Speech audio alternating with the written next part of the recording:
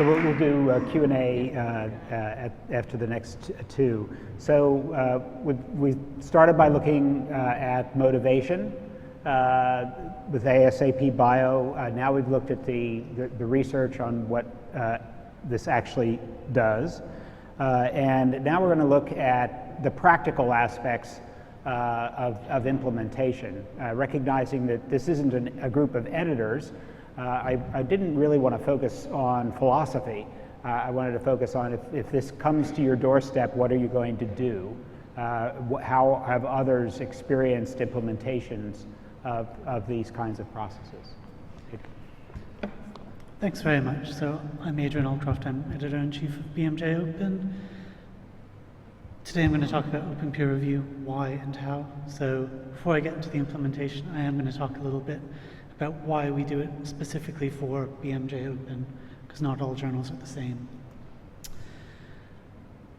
So serving as an example, this is our most tweeted, most read, most downloaded article last year. So it's about how spending on healthcare, public spending on healthcare, has been related to mortality rates. So over time, there's been people are living longer, and it's been a really predictable linear relationship. But in the UK, this has changed in the last 10 years, and this could be for a variety of reasons. But the researchers in this paper looked to see whether it can be associated with how much the government is spending in different areas, and they found that it was, and the strongest association was in social care. And they estimated that this is responsible for 45,000 premature deaths each year. The headline was "Austerity Kills," and obviously it gets a lot of attention. A lot of people commented on it. And it's not exact science, this. It's speculative, but it's still worth doing. So it's not a randomized controlled trial. We can't say A causes B. It's real world data. It's over a long period of time. But it's still worth doing. It can inform political decisions. The methods that the authors used were the best methods that they could use for this complicated data. So there's nothing wrong with it, but it isn't a truth. So where is the truth? I think it's not just in the article, it lies in the comments, but comments can come from anybody, and we've seen that comments aren't always that constructive. So it seems to me absurd to be publishing all these comments and ignoring these expert reviews, which informed our decision, and which do point to criticisms of the paper, which the authors then respond to, and really complete the picture. So for me, that's why we do open peer review. It really completes the story and says what we are trying to achieve, and it shows all sides.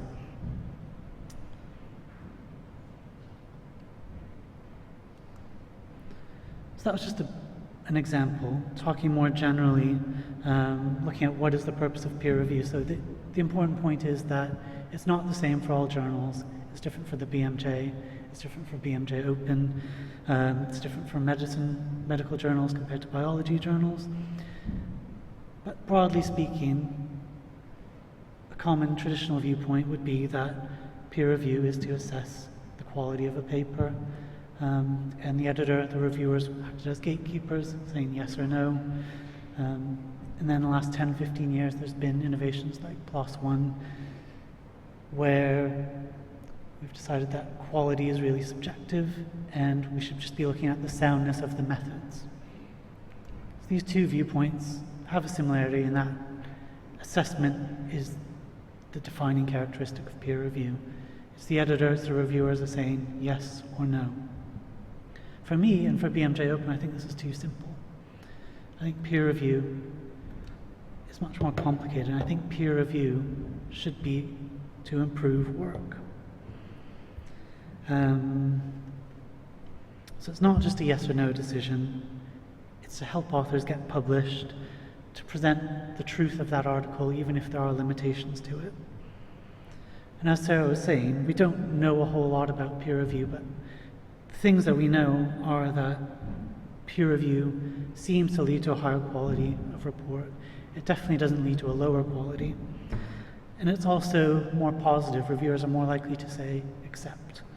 So I think this ties into the idea that peer reviewers are improving the work. They're providing constructive criticism, trying to get this paper published and help the authors along. And that really ties into the philosophy of BMJ Open. So this won't be the same for all journals. And some other positives are that peer reviewers become active participants in the process. And for this reason, they deserve recognition. And they get this when we publish the reviewer reports along with the names right alongside the article. So it's not perfect. There are some problems with open peer review, and I'm going to discuss the challenges in a minute. But for BMJ Open and for the philosophy of the journal, it definitely is the best system for us. And the benefits really outweigh the risks. So that was the why. Now we'll move on to the how. So on BMJ Open, similar to the BMJ, along with the article we published the previous versions, peer reviewer comments, along with the names of the institutions, and declarations of competing interests. So, quick audience participation, show of hands. Do you think you could easily implement open peer review using your current publishing platforms, ScholarOne, Editorial Manager, whatever it is? So, do you think you could do that easily, or do you think you need some sort of technological innovation or some sort of adaptation or a bespoke system? So, who thinks you can do it just with a standard system? Does anyone think you need something different?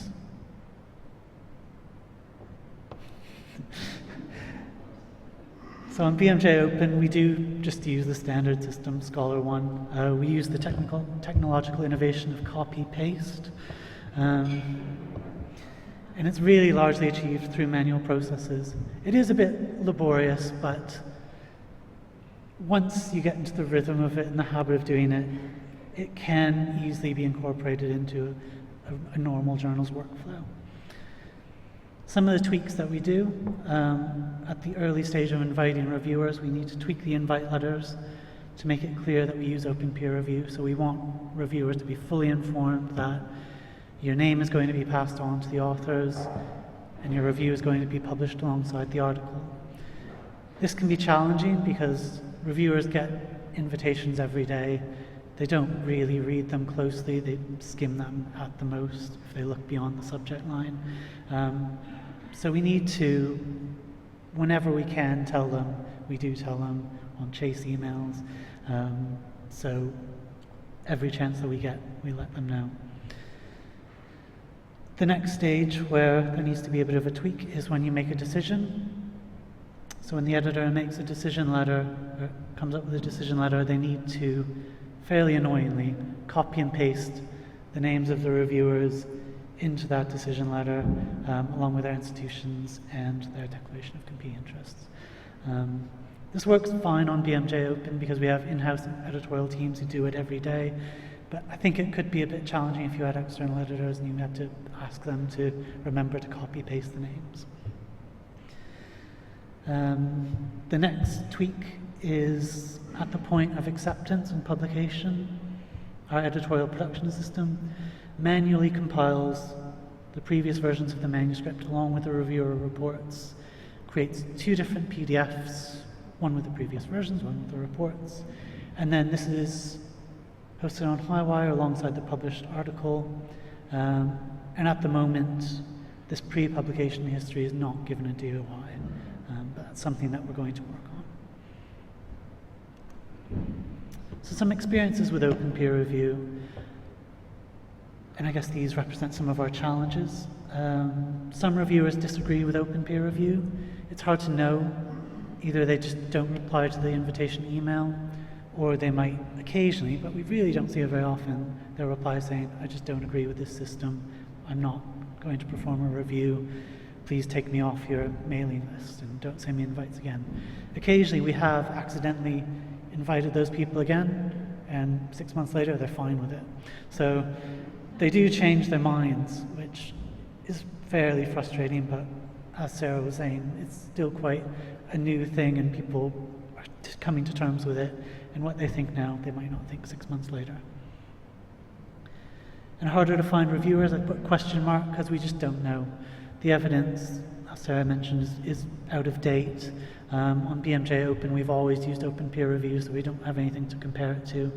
There could be an argument that yes, some people are saying no because they don't agree with it, but maybe some people are saying yes because they really buy into the open review system. So we just don't know.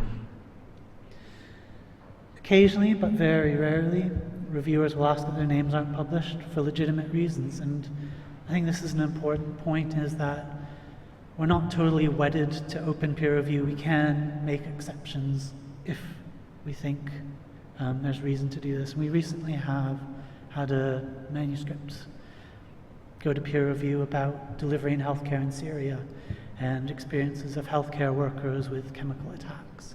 And we had a reviewer who really passionately wanted to do this report, but didn't want his name on it out of fear that the government would see it or that there would be consequences to this. So we're not going to say, no, we do open peer review, we're publishing your name. We can easily just adapt the history and say, we aren't including the reviewer's name for legitimate reasons. So we can adapt. The next point is that occasionally reviewers might fear that their critical review will damage their relationship with the authors or an institution. That does come up time to time, so it's always a negative. They're critical of the work or the authors, but they're afraid that they'll see the name. It's a problem, but there's still ways around it. So as an editor, we can say, what were your problems? What were the issues that you had with this? We're just asking, we're not going to pass this on to the authors.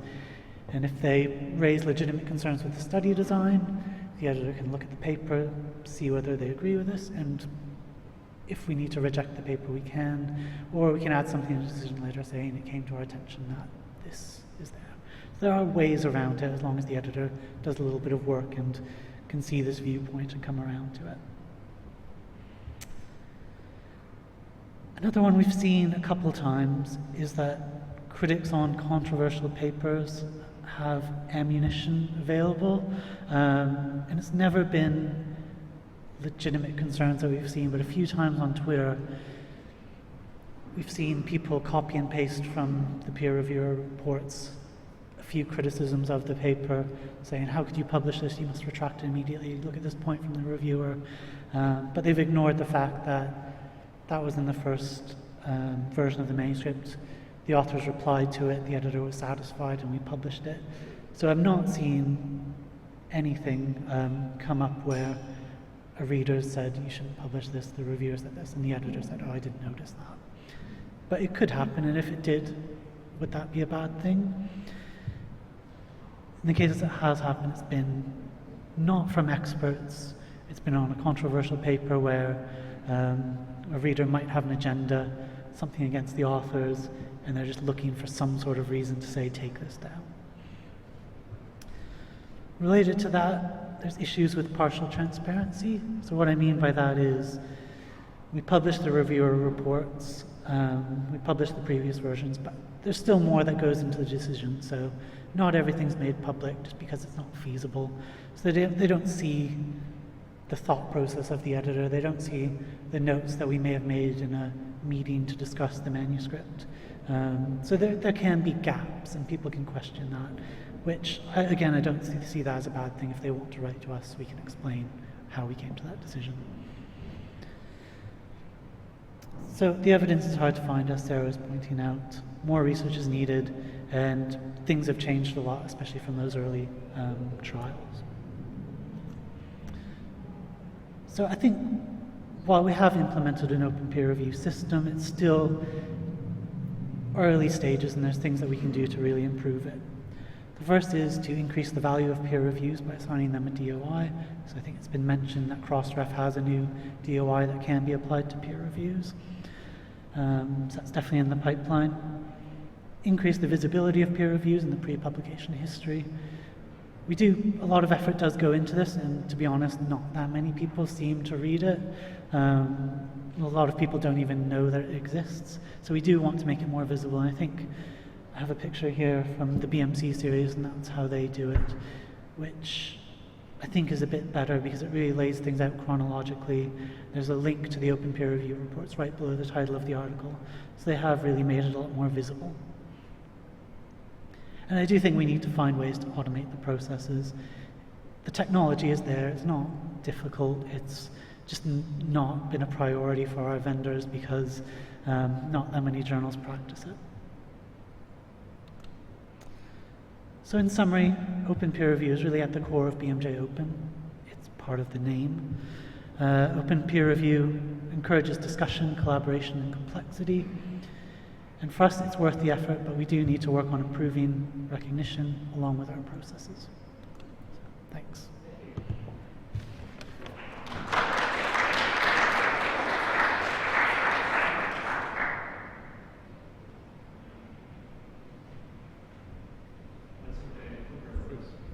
Does it work now? Okay. Maybe it's me. After Bernd's talk. Okay, great. So I took my jacket off because I'm getting a bit embarrassed being here for the third time, so it's not me really. I'm going to try to keep this quite short. I just want to explain our process, which is slightly orthogonal to the one you've just heard, which is full open peer review, but maybe let me start also first with why it is important to talk about this. There is a huge discussion about all kinds of things around publishing. As you know, reproducibility is in question, quite rightly in the biological sciences. Scientific integrity is a rampant issue, and we do this screening systematically. We find 1 in 5 of our papers have image modifications that have to be corrected or sometimes cannot be corrected, so there is a huge problem. And peer review is fundamentally tasked with sorting these two aspects out, but it's itself in question if the process is fair. So we have to do something about it. But we came at this 10 years ago really very much more naively. We had heard a lot of these sort of comments being made that peer review is more like journal club, that referees are just out to get papers, they're not trying to approve papers, they're just trying to shoot them down. And this is all terrible. And we didn't see that at the EMBO journal, so we thought, why don't we just show people very naively that we actually have reports that look much better in our view than what most people imagine they would look like. Because of course, only authors see their reports, and as an author, when you get rejected, you are going to be angry about that rejection. There's no question. You invested 5 years in that research, so you're not looking at this totally objectively, but you will look objectively at other people's work and the referee reports. So we just thought, okay, we just showcase it, very simple. And then it occurred to us that there's other advantages to it too.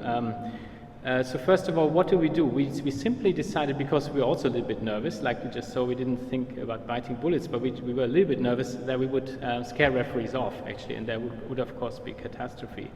So we thought we'd just publish the referee reports in unsigned form, and we just put them out, slap them into PDF, and see what happened. But from the very beginning, we thought it would also be important to put the whole process open, not just the referee reports out of context, but to put the whole decision letter, editor, author exchange, and the author responses to the referees open at every stage of the process, so you can actually track the logic of what happened. And to also put all the dates on each of these steps. So, because at the time there was quite a big discussion about date resetting, that journals were putting back dates when they asked for revisions, they would make it a new submission, so their turnaround times would look much better. So we decided that would be another advantage, that we could date everything properly. We also at the same time decided one of the critical issues was to get rid of confidential referee comments, which the authors would not see, because that's just asking for abuse, because a referee could write a perfectly nice report and then come with a one-liner, which happened very rare, but it did happen sometimes, to say, but actually it's a super boring paper and I would really not publish that, but it's perfectly nice in the report. So we just got rid of confidential comments, with the one exception that if there's ethical issues, you can of course still contact us. And then the final point was, we also wanted co-referees to be named, because at the time it also became very clear that there was a lot of refereeing being done in the shadows by the more junior people in the lab, and we thought that's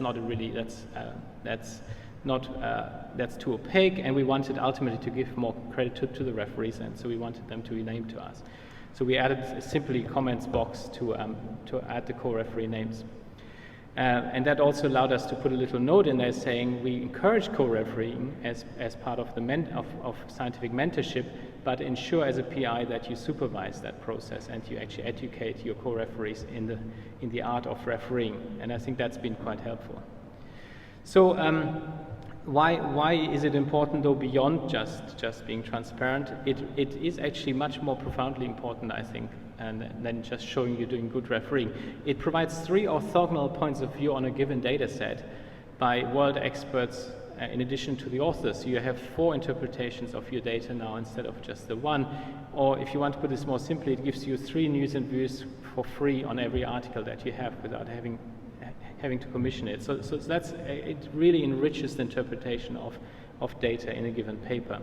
It also provides training, and I already showed you this data that there is a perceived huge training deficit in peer review, and I think that's a crucial problem. We're training almost everything in science, but not this crucial part of the scientific process, which is peer review. So we thought by just allowing people to self-train by reading reports on other papers, that this will be very helpful. And our feedback's been very positive about that. People are really using it for that. So it's a really great training exercise. And then the credit question, and that's something that we will have to still address, because we are doing, as I mentioned, what we call transparent peer review, where the names are not directly on the reports.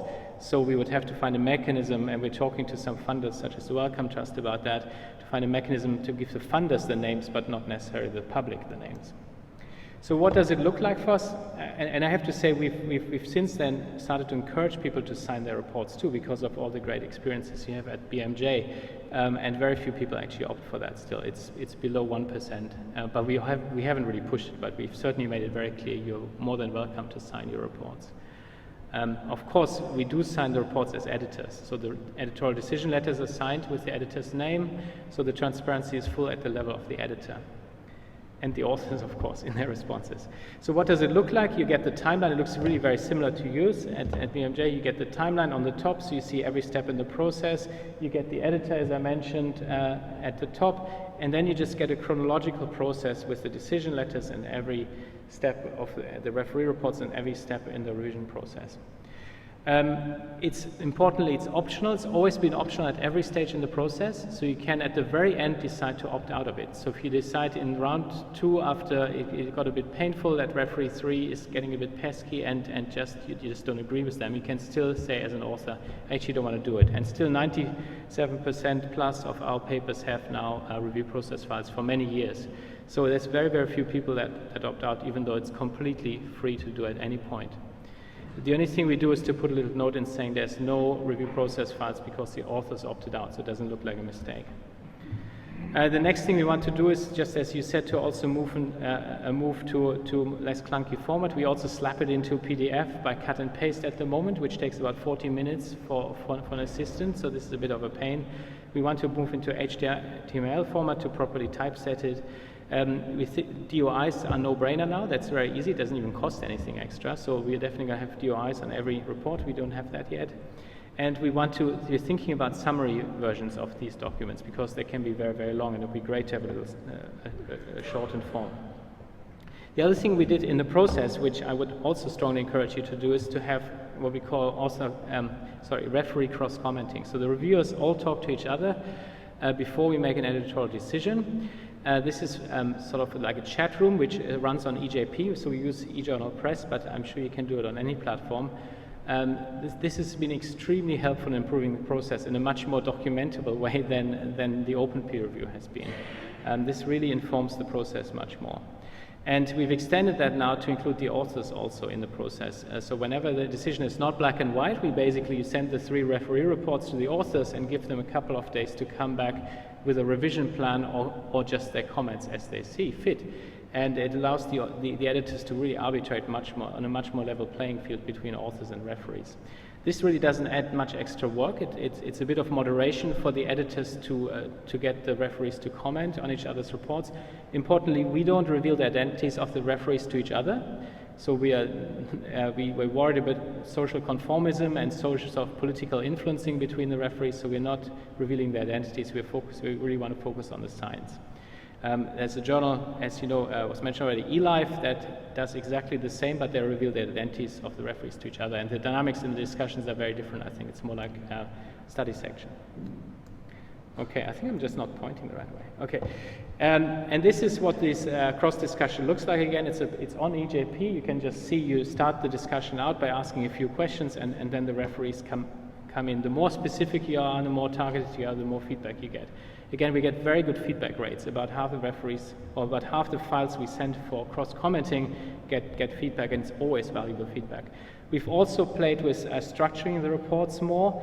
As you can see, specifically to disambiguate between technical issues in the reports and more editorial flavored points the referees want to make, and then further reaching, very importantly, further reaching comments. One of the critical issues we have in the biological sciences is that referees often conflate comments, crucial comments about the data set in hand, which should prevent publication, with further reaching experiments that they can think of for the next papers. And it's really an editorial call then if those have to be in the paper, but unless it's clear they're not absolutely essential for that paper, it's very hard for the editors to navigate that sometimes. That's been semi-successful. Referees are extremely regimented in how they file their reports. They just want to slap in a Word document, basically, written on the airplane. So it's actually very hard to sort of structure these reports, but we're just trying to encourage that. But altogether, the process has improved dramatically, I have to say, and this is all these things together. We are also much more granular in the feedback we give to authors in the decision letters now, partially also because they're public. We sort of feel we have to, because anybody can read them, we're really focusing much more time on the decision letters. But because the referees and the authors know exactly what, or as exactly as possible, to know what they have to do in revision, they tend to do it in revision, and in one round you get published now. So this has really changed dramatically in the last couple of years. As a next step, we think to see the refereeing process maybe as a dual process, where we keep the classical peer review, but we add to that a more technical referee level, which would be possibly done, in our view, at the level of the postdoc. So that's the postdocs in our worldview are the sort of disenfranchised massive group in the scientific enterprise that really don't get much credit and are not really engaged in the process. It's an order of magnitude bigger than the PI population, and I think they're often much better placed to actually criticize specific experiments in papers than the PIs are. So we're thinking about adding a new layer of peer review, which is purely technical and which is also much more transferable. We talked about transferability of reports before. At the technical level, I think they're much more transferable between journals. So that's something we're now focusing on. And I think I'm going to stop there. This was about the ethics. Thank you.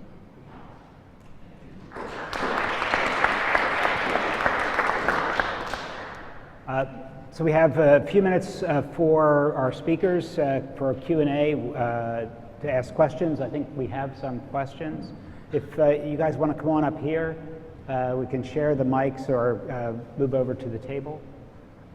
Two of you can stand here, I think, at the podium, and maybe one over here. Questions for the speakers in the room? Anthony? That was fantastic, people. Really amazing. And I want to say that I would have liked to have added stuff I hadn't said yesterday. I'm not going to do that because there's no time. But the question is, my impression of early career researchers' activities is that they love the idea of open peer review. It fits in with all their ideas, but a lot of them are worried about doing it if their names are attached. They really are worried, and with good reason, I would suggest, actually. Who wants to handle that? So the early career researchers are worried about the effects on their future careers if they sign their reviews. Yeah, I think you should answer it, because I guess I would agree that's why we're not forcing it to be open. No, I mean, I don't know if this is on. Can we get the mic at the table up here? Here you go. Yeah. Okay. For you. No, I mean, okay. Yeah, no, that's a concern, but also for medical journals, there's issues with conflicts of interest, and it's important to know who the reviewers are. So there's a pro and there's a con, and for us, it's better to have the names of the reviewers on it. But I do appreciate that. That is an issue, and people have mentioned that to me before. I'd just add something else, that at the BMJ, for example, we don't use the recommendation, that we don't ask reviewers to make a recommendation on publication, and sometimes that helps to get around the problem. So they're giving their advice and expertise, but they're not making a kind of accept reject, which is a nasty feeling to do, obviously. I think a lot of the evidence that you're probably talking about is survey evidence, and again, you know, a lot of people say they don't like something, but maybe with some more training and everything, we can.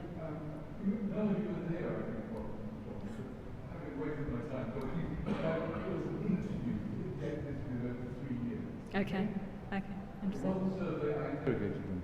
Okay. That's good to hear. Interrogated it. So let's just head down the list. It's here on the screen in front of us. Maybe I can just add one point. We've actually asked, so again, non-systematically, we don't do great studies like you do, but we've asked people, should we release the names with a time delay after 2 years? And everybody said that's still too scary for us. Is there any evidence or feeling of reviewers using back channels to editors to evade publication of some comments? So this was your confidential comments issue, I guess. Do you want to start? We don't allow confidential comments anymore, because I think we used to, or at least maybe they did at BMC, but we found that people would just put their real comments in the confidential comments, so we took it out. But we've not had any problems with that since. Oh, wait, we need you to give up. So that's the same. That's exactly the same for us. I think the whole point of becoming more open is that people are not using back channels to tweak the system or to use political maneuverings, because they know the policy is very simple. Everything you say will be published, and they just don't. They know that. Thanks. I mean, we use open peer review at the BJGP, and we've discussed a couple of times putting the reviews, in terms of anonymity I meant, putting the reviews online. You suggested, Adrian, that not many people read them. Do we know if anybody reads them? I mean, I don't think there's anything evidence on how many people are reading them, and I'd love to know as well.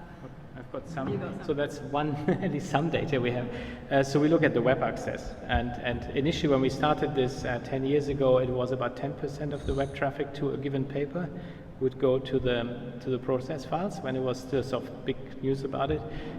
Last time we looked, it was about 6% of the web traffic. But again, our files are super clunky, they're not super visible. I think if they were, I think it would be higher. And I think that's a really high number, actually, considering they're really long files. I wonder how that compares to the number of people who look at supplemental data. I bet it's the same audience.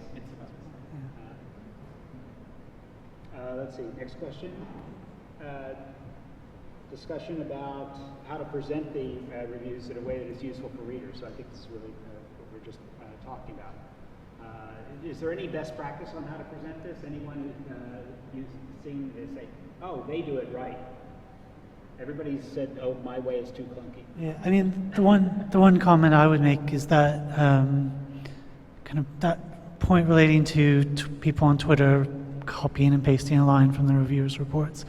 I think we should be a bit more clear about having the reviewer criticism and then immediately followed by the author's response, so that they don't look like two separate things. Because at the moment, you have to read one document to look at the criticism and then go to the next few pages to read the response. And that is just because it's copy-pasted. Yeah. So we're going to structure these more, and we're going to assign different DOIs for each parts of these, so they're going to be more naturally structured too. I mean, one thing we are struggling with sometimes, we do include discussion that happened outside the classic decision letter discussion. So there's an important email exchange that was done between the authors and the editors. We will usually include that too, often in edited form because it's very casual often. So where we take anything out, we cut anything into this report that affects the scientific decision or the science of the paper. So that's where it turns into a bit more work, but we don't, it's hard to know where exactly to draw the line on that. last question about so what does this cost? I think you mentioned it's about the process is about 40 extra minutes per paper. I mean, that's the mechanical part of the process. Presumably there's some administering of it. I actually don't. I don't really. It is probably something like that, maybe half an hour. Yeah. No, so it is a lot of extra work, especially when we're publishing 200 articles a month. But it's still worth it. 40 minutes each adds up.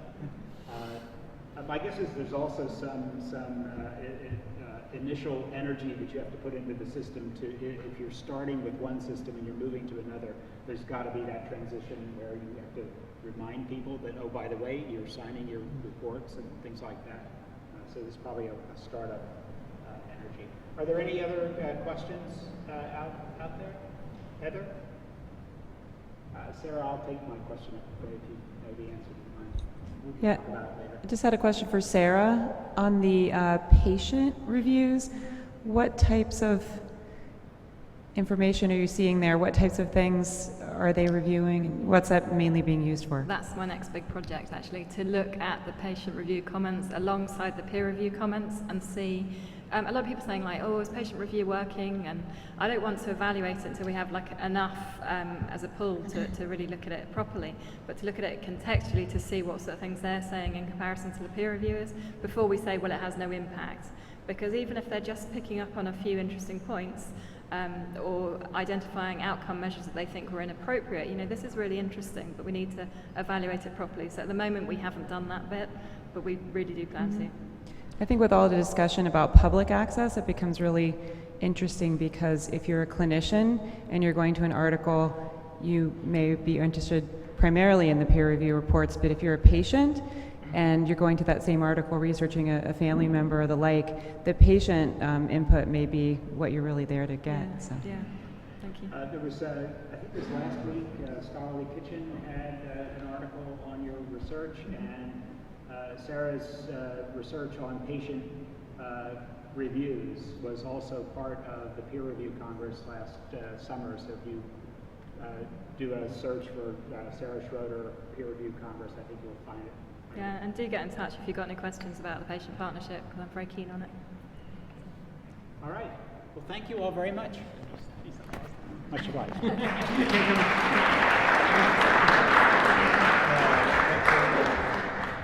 Dan? Yeah, it's great actually. Yeah.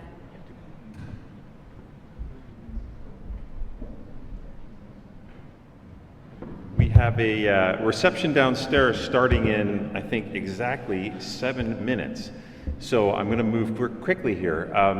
One of the ways we've wrapped up the previous conferences is completely in the line with the spirit of the conference in the first place, and that is good information sharing and a chance to just exchange a little bit of knowledge and experience. So if you would help me with that, that would be greatly appreciated. This one last knowledge sharing opportunity is for us to all quickly just share something that they've picked up from the conference, something that you want to bring back to your teams as either something you want to try or something you want to do differently, or just an interesting piece of information that you think will be helpful from things that you've heard in the conference.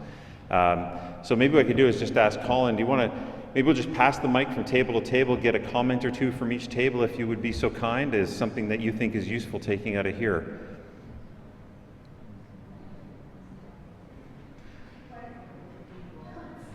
You're blanking? Yeah. Any last comments? Yes. Go on, I'll start.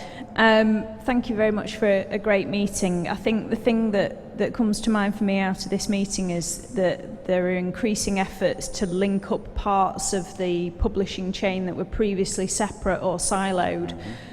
So now we've got connecting preprints with the final published article, making it easier to resubmit papers to other journals, and enhancing the value to readers with open peer review comments or public commentary.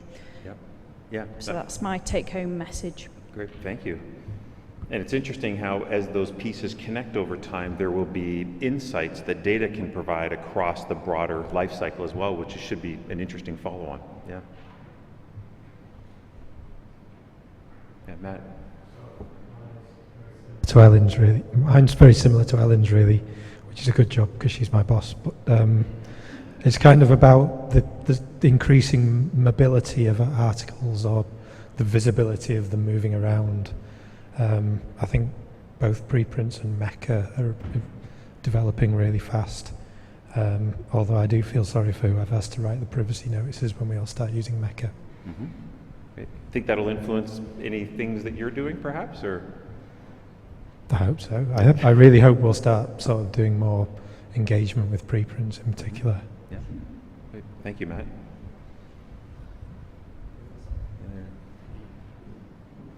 Yeah, thank you very much. Yeah, I guess looking around the room, I have to confess that I was probably at your 1998 meeting, John. And I have to say it's as exciting as ever. I'm still crazy after all these years. But there were three things that I took from this. The first thing was the registered reports. And what am I going to do with those? Well, I chair a research prize for early career researchers. And I thought, wow, that's a structure that I can give those guys to format their research submissions for this prize. The second thing, John, was your talk this morning, and that was about artificial intelligence in decision making. And the three components for an editor in making the decision, give or take whatever EMBO said, it's the same idea. Is it new? Is it true? Will it help make decisions? Is it important? So is it new? Yeah, there's an artificial intelligence opportunity in scanning. There's a little bit of value judgment in the editor. Is it true? That really is about method. And to me, I don't know, I mean, it seems really straightforward that everything to do with that method could be done by artificial intelligence. When Eric was talking about, and you were talking yesterday about how do you select the journal, what parameters do you identify in it, you know, we're talking about checklists now. That seems absolutely crazy when artificial intelligence can do that automatically. So that middle component of manuscript selection, that could be shipped off to artificial intelligence. Sorry, Roger, you and I might be redundant by that time as editors, but hey, that could be done. And the third one is it important? And that is the value judgment component, I think, of editors. The third thing, and this is not really a criticism, but it's a comment in a sense that what we've all been doing now is analysing the present. We're trying to make what we do at the moment better. We're, agonising about preprints and peer review and all that kind of stuff. But actually, what really is trying to think, how do we think 2 steps down the line? What's the next step in terms of communication? We're not in the business of journals, we're in the business of communication. So how do we communicate? And how do we move from being passive repositories to being active communicators? And I don't know the answer to that. But it was really cool talking to Mark and Ruth because they've been thinking about it. New guys in HighWire have been thinking about it. And I would have liked to hear a little bit more about that, a little bit more blue skies thinking about what's going to happen in the future. Mm-hmm. So apologies if I've spoken for too long, but... No, great. Thanks for the feedback, Donald.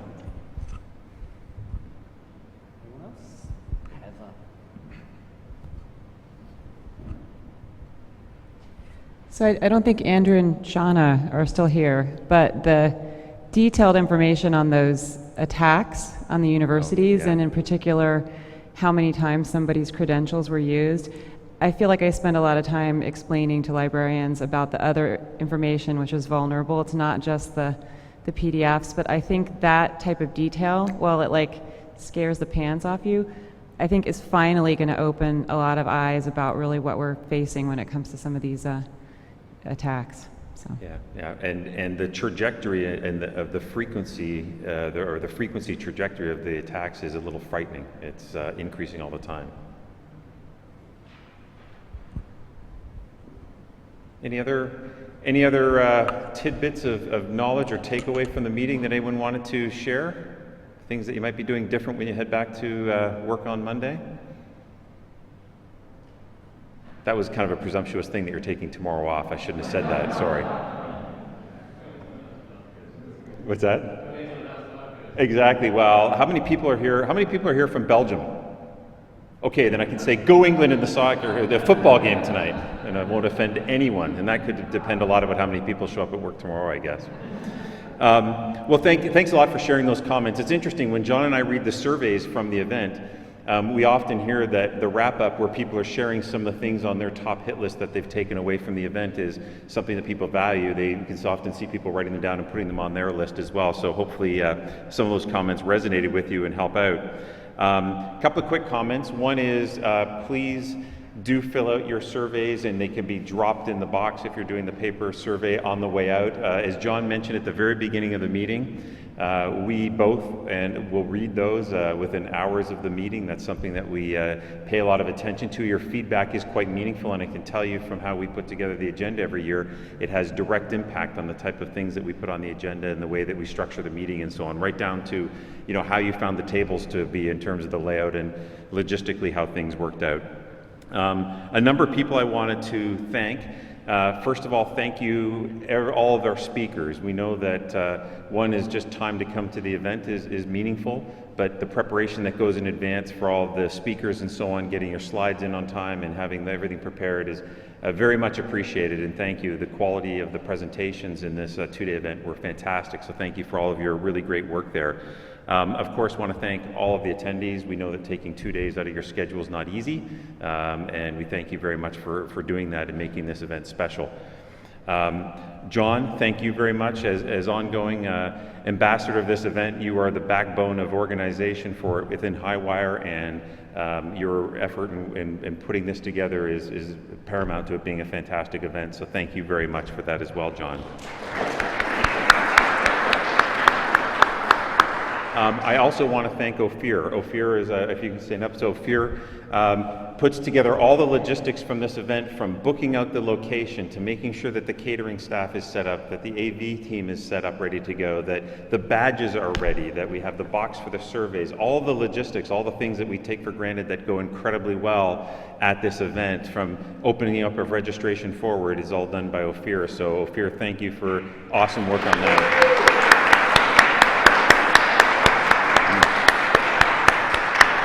And also want to thank the fantastic staff here at BMA House, from the catering and AV and all the things, just fantastic. We're going to get a chance to test some of that again as we go downstairs afterwards and have a really great reception. But thank you for all the great work that you've done in helping us put on this event. Your work here has been fantastic, so thank you.